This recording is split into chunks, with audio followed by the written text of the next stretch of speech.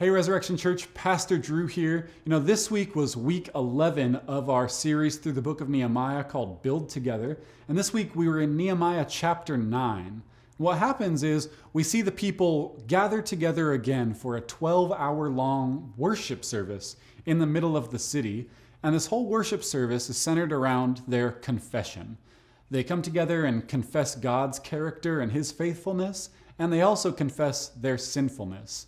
And this week for application, we're focusing on that first part of confession, confessing God.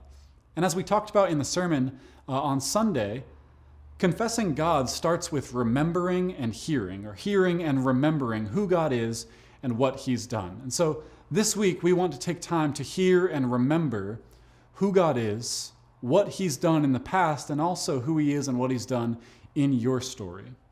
Specifically, I'm asking you to take some time this week and reflect on the first 10 verses of Exodus chapter 34. This is when the Lord passes in front of Moses and announces his name and his character. It's God's own self-revelation of who he is.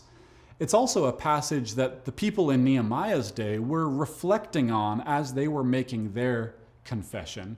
And we're actually going to spend the entire sermon this coming week in Exodus 34, reflecting on God's character. And so this week, in preparation for that, I'm asking you to spend some time reading through those first 10 verses of Exodus 34 and thinking through those kind of two categories, hearing who God is and remembering what he's done.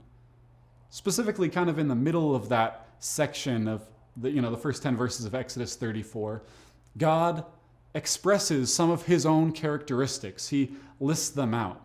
I'd encourage you, write out those characteristics on a piece of paper, maybe in kind of like a grid or a table format, and then spend some time remembering how you've seen those characteristics of God play out as God has shown up and moved and changed things in your life. Look forward to seeing you again next week.